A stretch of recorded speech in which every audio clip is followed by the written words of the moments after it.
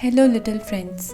Today we are going on a jungle adventure with a big, kind, and very curious elephant named Ellie. Are you ready? Let's follow her on her big day out. Meet Ellie. Ellie is a young, happy elephant with big ears, a long trunk, and the loudest toot in the jungle.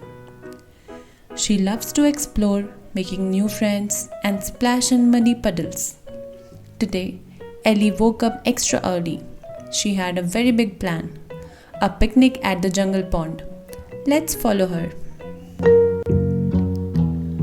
Ellie packed her basket with her favorite jungle snacks, bananas, mangoes, and sugarcane sticks.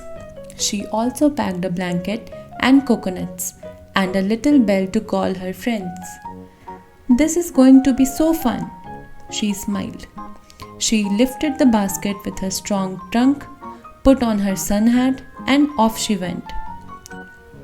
On the way, Ellie met her friends, a cheeky monkey swinging from a vine, a colorful parrot singing a tune, and a gentle deer nibbling leaves.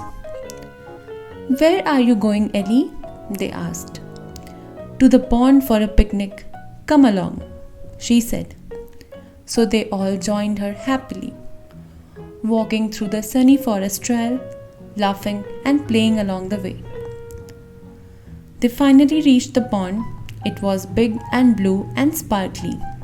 Ellie rolled out the picnic blanket and everyone helped unpack the basket. But first, splash! Ellie stomped into the water, spraying her friends with her trunk. "Ellie!" They giggled and splashed her back. It was a splashy jungle party. After all the fun, it was time to eat. They munched on bananas and juicy mangoes.